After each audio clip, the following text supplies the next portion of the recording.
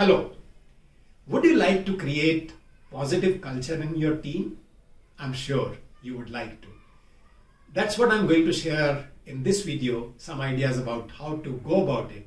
Before we proceed further, click on the link below, subscribe to my YouTube channel, stay connected.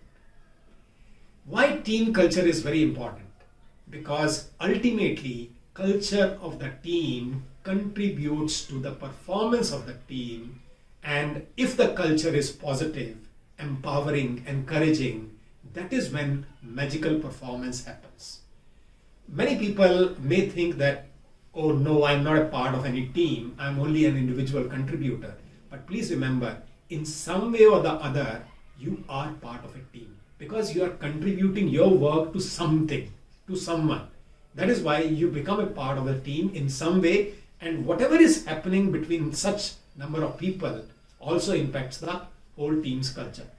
So let's look at some of these ideas. First one is, team needs to have goals. And those goals obviously need to be aligned with the goals of the organization. And another important dimension that comes is, you need to convey to others, every team member, as to what is the meaning of each and every goal that is being pursued by the team.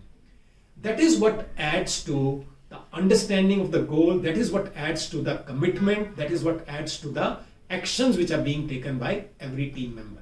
And the third important part of this goal is, people need to have a visual of that goal. What does it essentially mean is, if you are a team leader, you need to show to them, when we achieve a certain goal, what will the world look like? How will we experience this world within the organization, and with the contribution that we are making, what will the world look like? For example, let us say you have innovated a product, you have created a new product. By the usage of this product, what will happen to those people who are using your product? What will be the impact of usage of those products on your company, and so on and so forth. So that visual becomes very important, that sets in the minds of people and helps them to bring in a little more commitment to whatever they are doing. So goals, meaning of goals, and the visual of those goals. Second important aspect which empowers a team, creates a positive culture in a team, is the clarity of values that we need to practice within ourselves. One of my mentors, Mr. Blair Singer, he uses the term as code of honor. There needs to be a code of honor which needs to be practiced by every team member, so that they remain in constant alignment with each other, and they are able to actually mention to others whenever that code is violated. Let's just take an example. The code of honor is, we will be in time for every meeting that is organized. So everyone starts doing that. And when someone violates that, that person needs to be told, your violation has affected us in such and such way.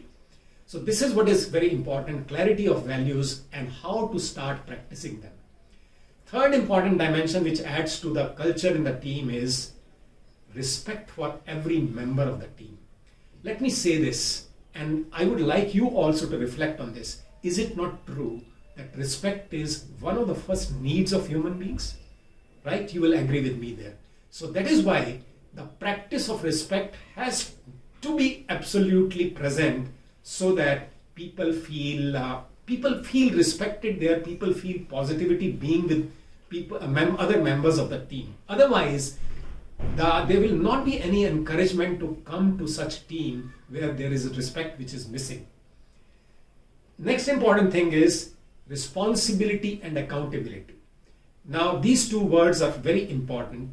Responsibility needs to be taken by every member of the team, specifically for the task which has been assigned.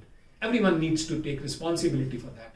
In fact, only when people take responsibility can they bring in another element in their actions, which is commitment.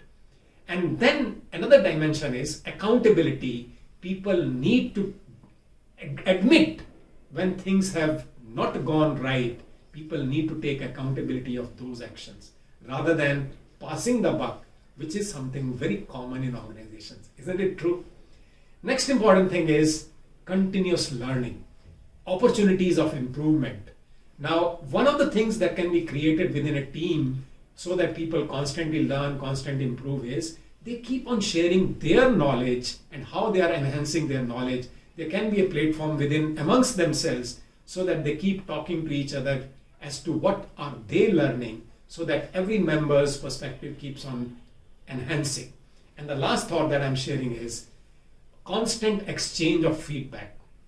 And whether the feedback is positive or the feedback is for improvement, that is absolutely essential because that is what keeps on setting the direction of next set of actions to be taken.